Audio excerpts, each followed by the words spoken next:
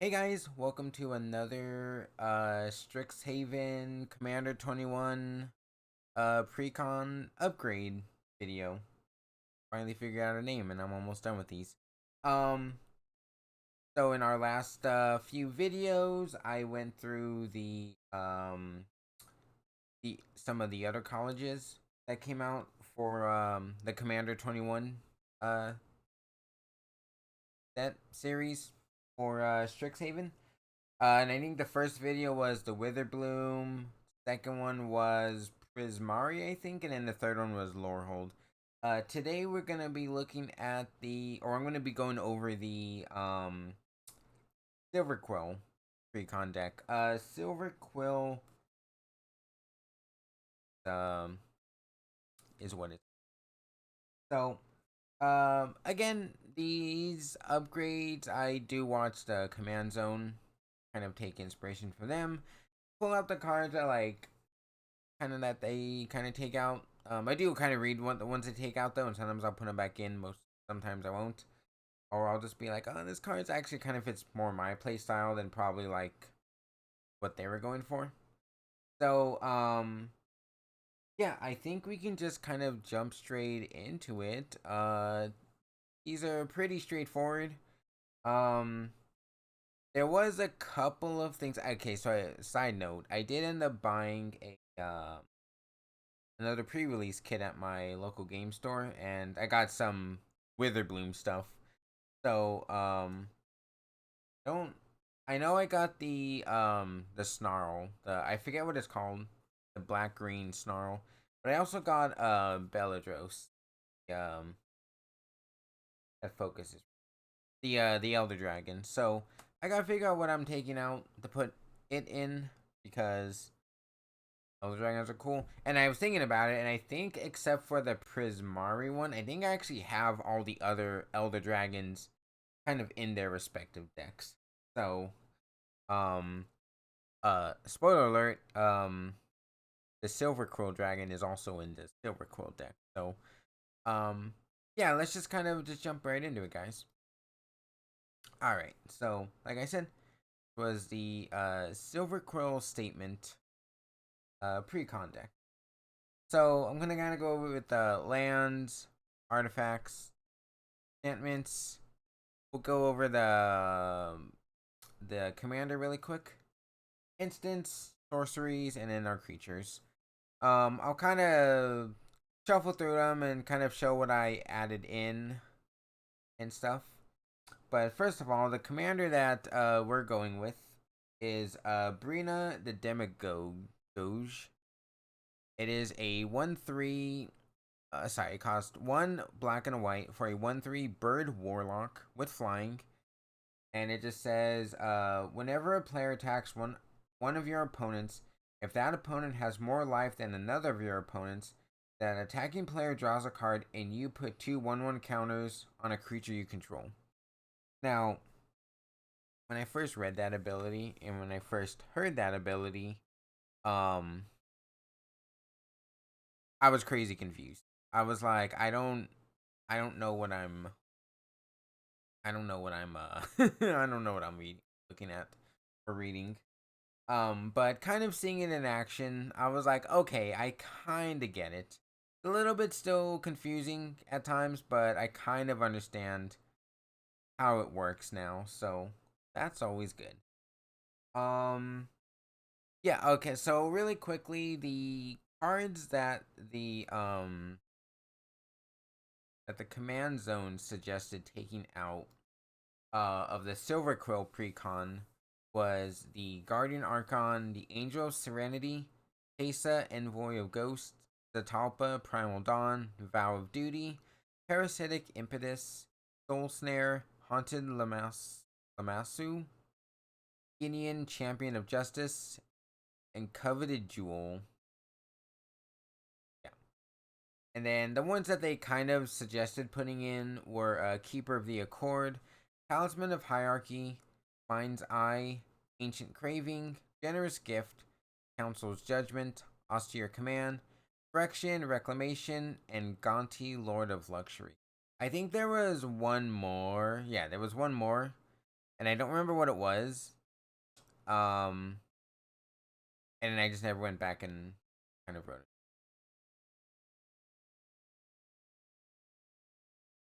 Uh-oh. Good. I don't know. I don't know where the video ended or it paused. So, I will repeat what I just said. If it turns out that that it's doing it again, or it did end up recording. I'm repeating myself. I apologize.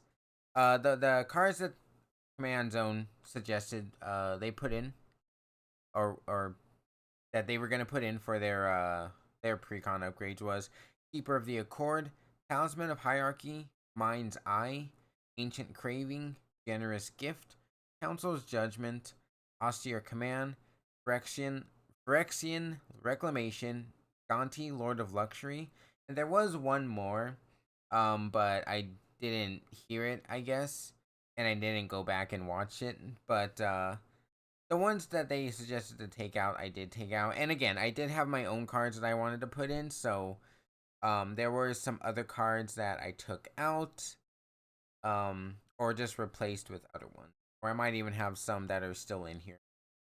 So, we can do the lands really quickly. The lands are basically the same.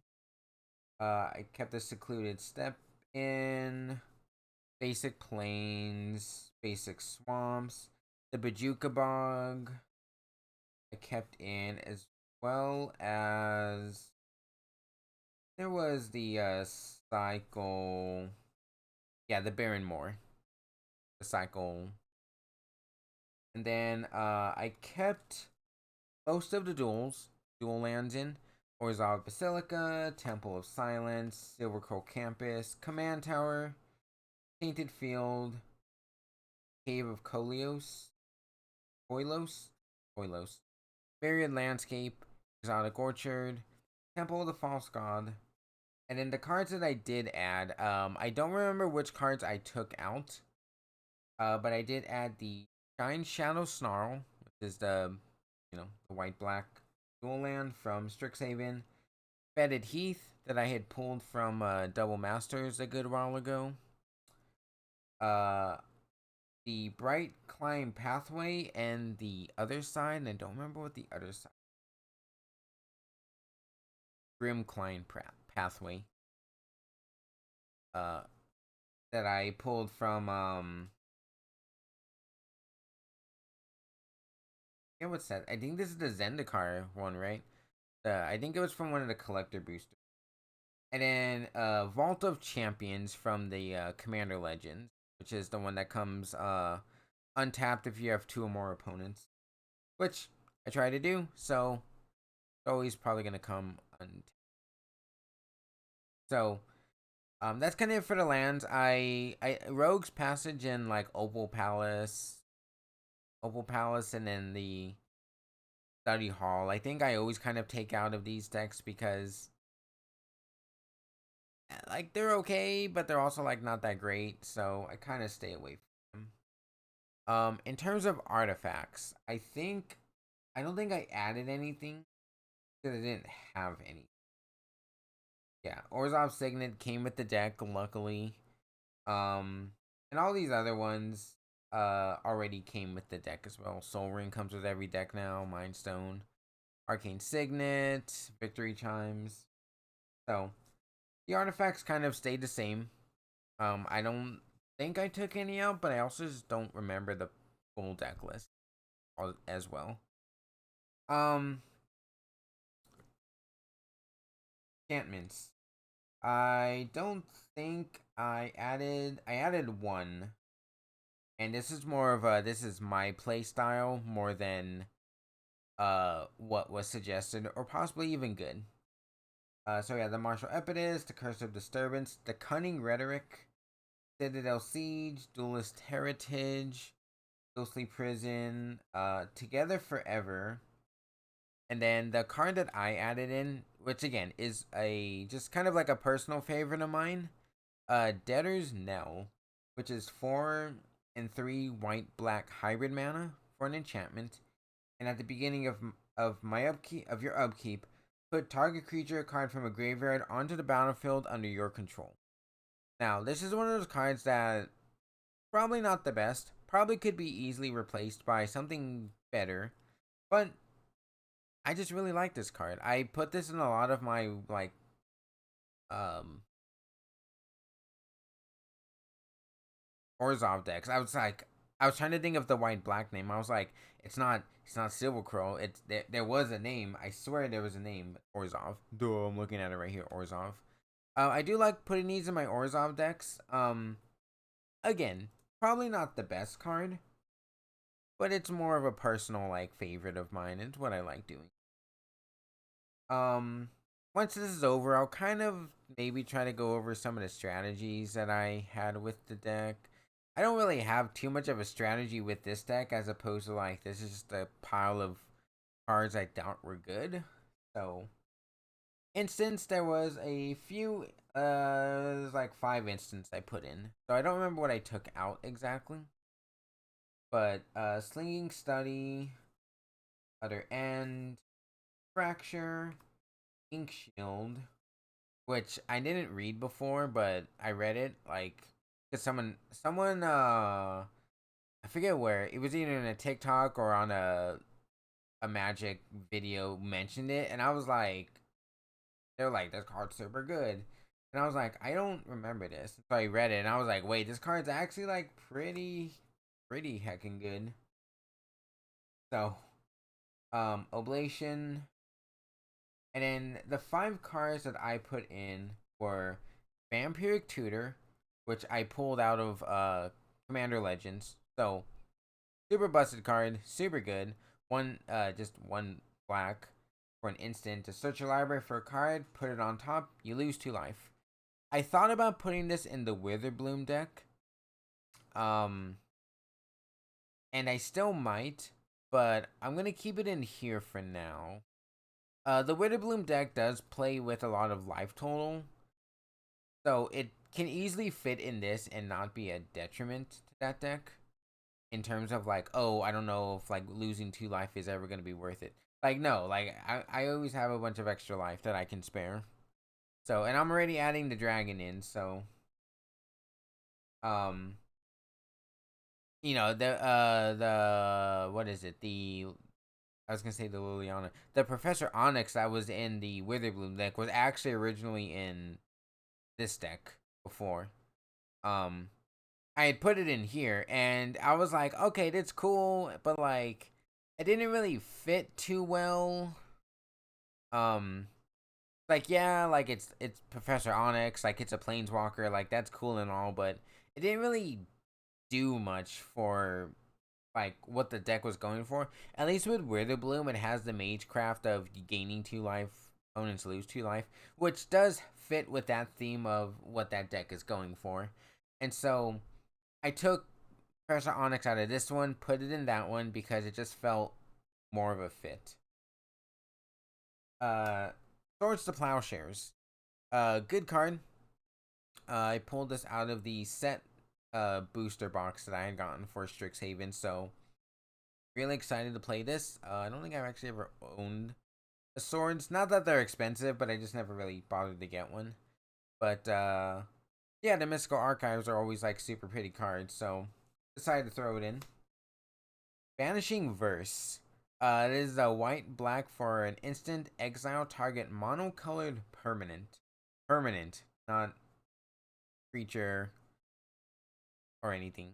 So, um, I'm sure there's better, but there are some good monocolored things running around. There's also a lot of multicolored, so this doesn't have a wide range of targets, but I think it's still pretty good. Again, I like it. I think it's decent, so I'm just kind of testing what I think is what I would put in and stuff. Closing Statement. This is the 3 black and a white for a destroy target creature or planeswalker you don't control. Put a 1/1 counter on up to one target creature you control. and it costs 2 less to cast during your end step. So anytime that's not your end step, it's a 5 mana kill spell. During your end step, it's a mortify. So I think it's okay. It's just more removal, and that's just kind of what I was trying to throw into this deck because it didn't seem there was like a whole bunch of removal, so I just wanted to throw something in there. And the last card that I put in that was kind of a late addition was Semester's End, which is a four cost, 3 in a white. Exile any number of target creatures and or planeswalkers you control. At the beginning of the next end step, return them to the battlefield under its owner's control. Each of them enters with the battlefield with an additional 1/1 counter on it if it's a creature, and an additional loyalty counter if it's a planeswalker. Now, sometimes you just need to phase out. Not you. Like, this isn't Teferi's Protection, unfortunately. If I was able to get a Teferi's Protection or pull one, I would have thrown it instead of this one. But this is I think a decent alternative.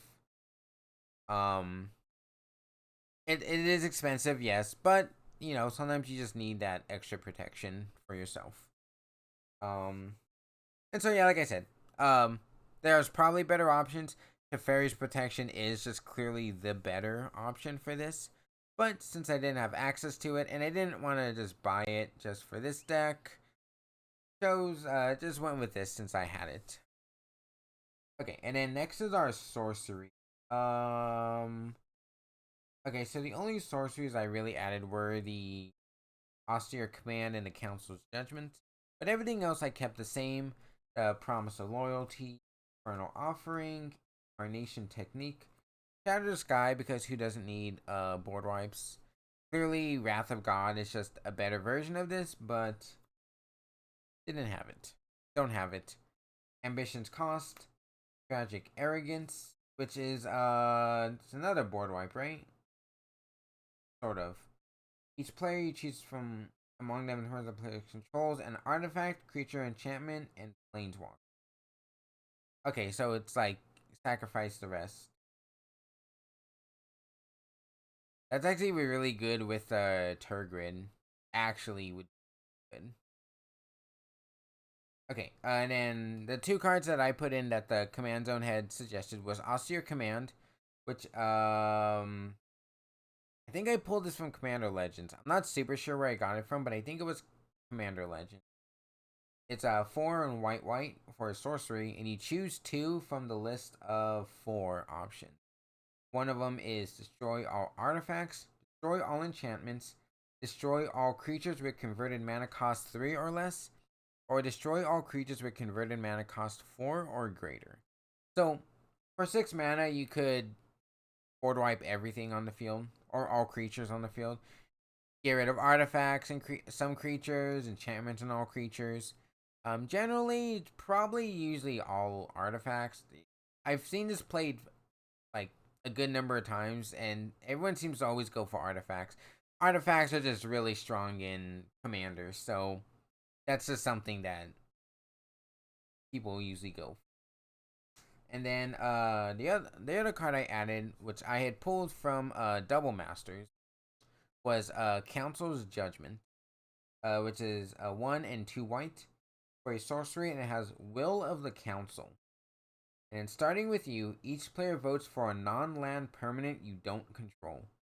Exile each permanent with the most votes or tied for the most votes.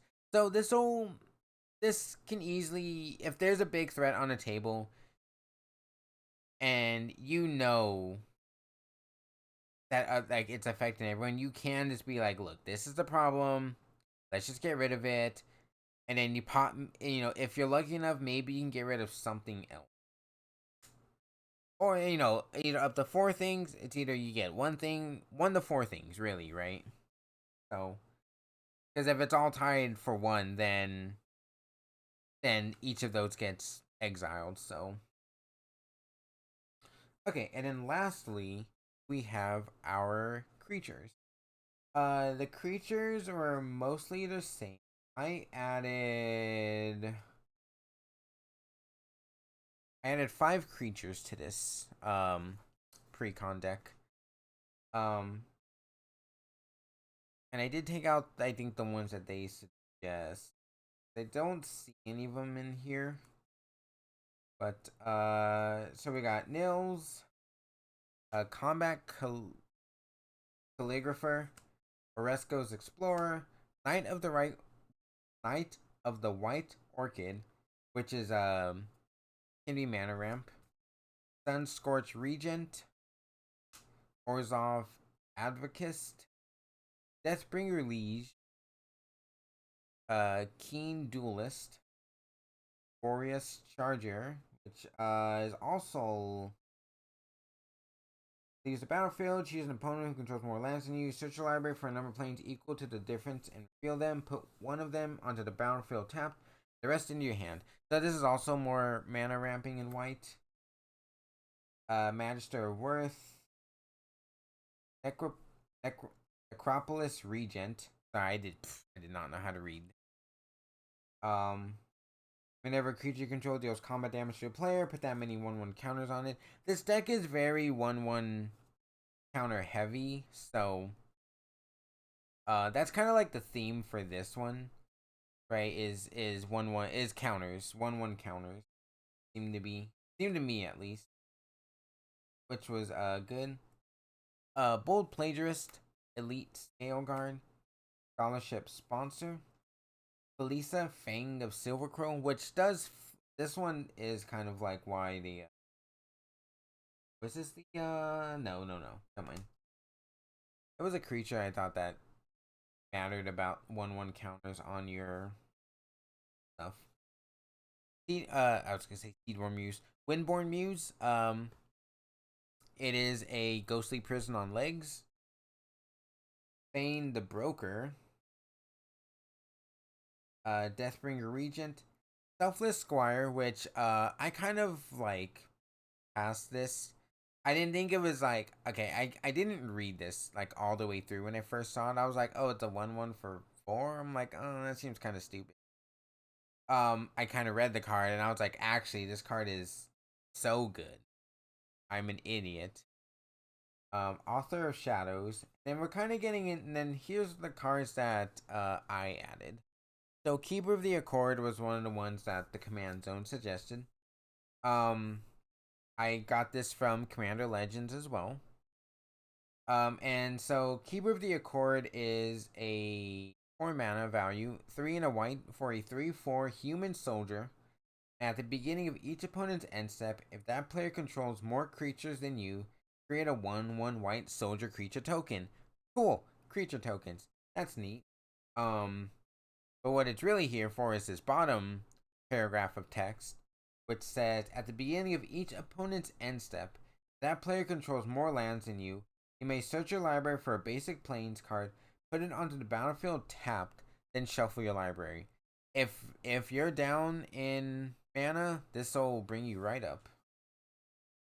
Really good. It's sort of almost like land tax, but not really.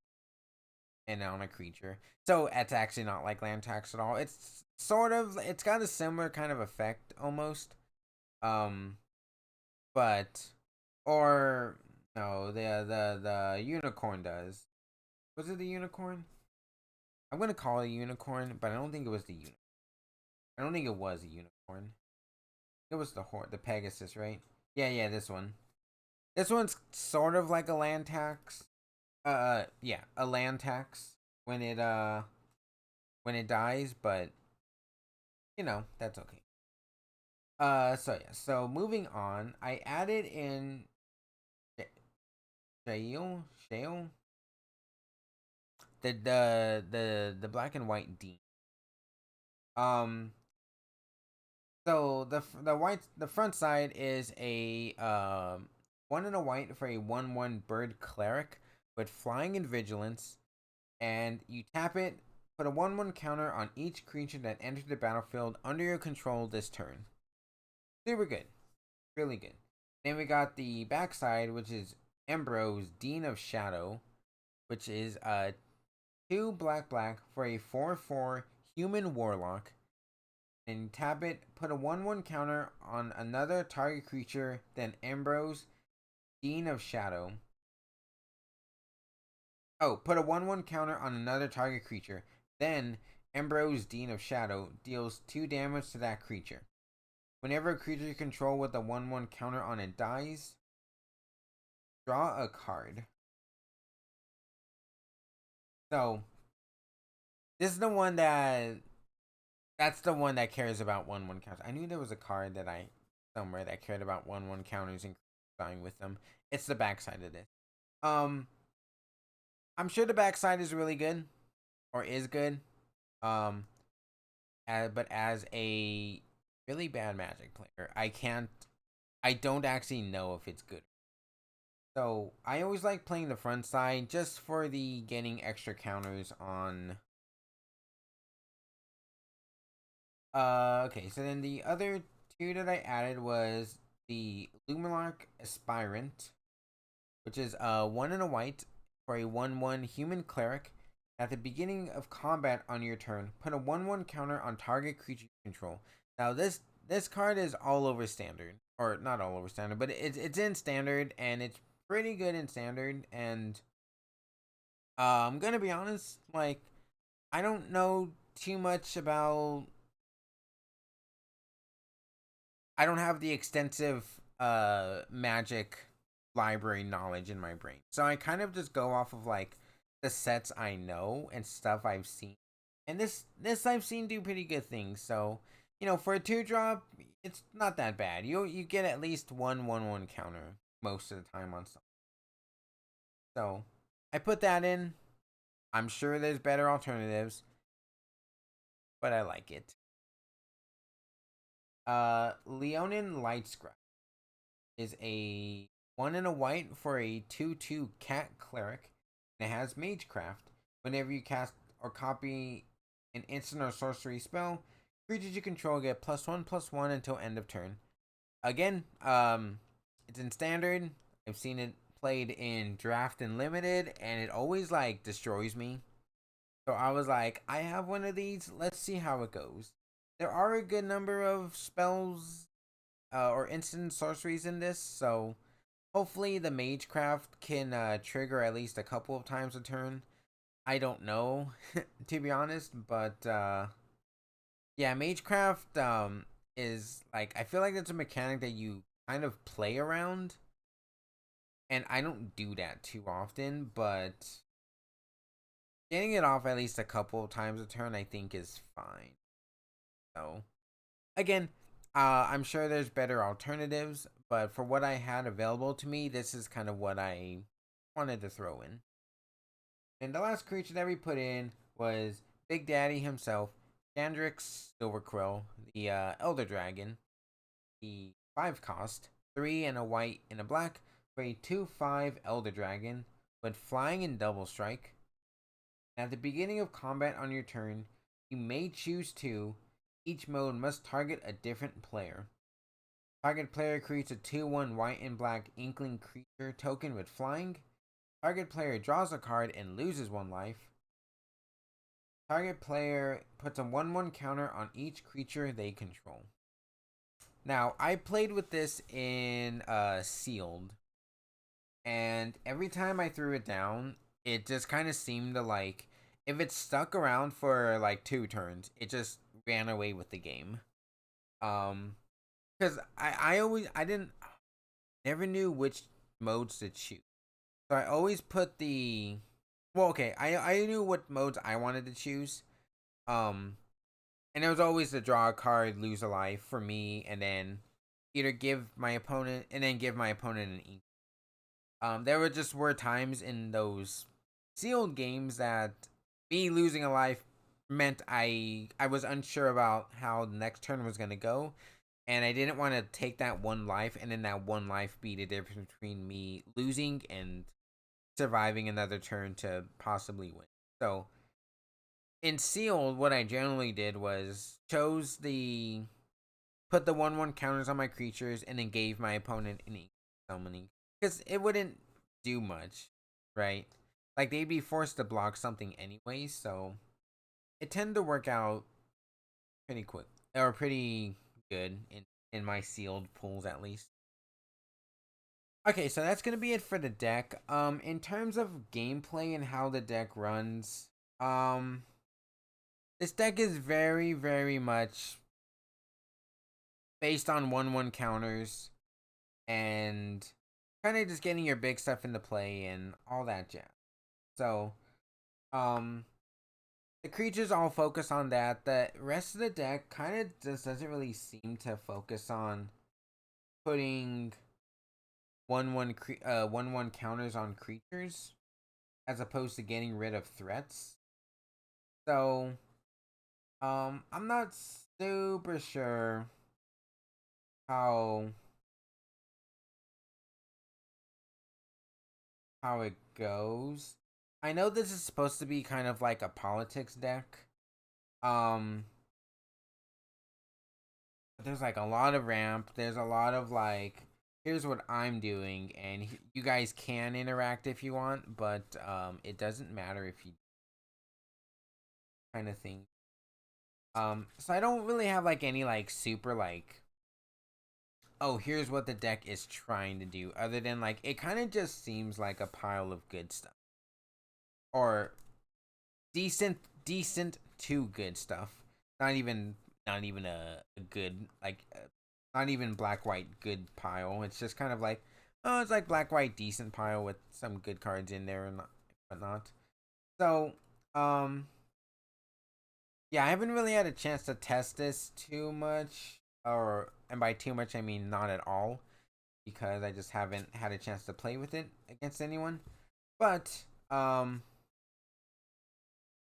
I said, the EDH Discord, I think they're charging like $5 a month, I think, to play in the game or play games. So that's something I might consider doing later down the line. Maybe not like right now, but maybe at some point. Just because I do want to start playing Commander a bit more and play with the precons. I don't want to build these like super powerful decks and play with these these decks I just kind of go off like in the little precon kind of like meta with maybe some upgrades. Like, yeah, sure, it's fine. But definitely something I want to try a bit more. So we'll see. We'll see. There's a lot of things going on at the moment. I'm still looking for PC parts. I think I kind of have a general idea of what I want to get. It's just a matter of actually getting them, kind of thing. Um, so yeah, that is gonna be it for this video. I don't really got too much else to say. The next video is gonna be our last one of this precon kind of precon upgrade videos. That's gonna be the Quandrix one. And I'm gonna be honest, I think that one might be the not like the most interesting, but I think that one and the Witherbloom are probably gonna be the decks I like playing the most. They just seem really fun, and the stuff I kind of put in, I was like, oh, like this isn't game breaking, but like it's pretty nifty, it's pretty cool. So yeah, there's stuff in there that I'm like, oh yeah, that'd be super awesome. But yeah. So I will catch you guys in the next Magic the Gathering Precon upgrade video. I hope you guys have a good rest of your day. Stay safe. I will catch you nerds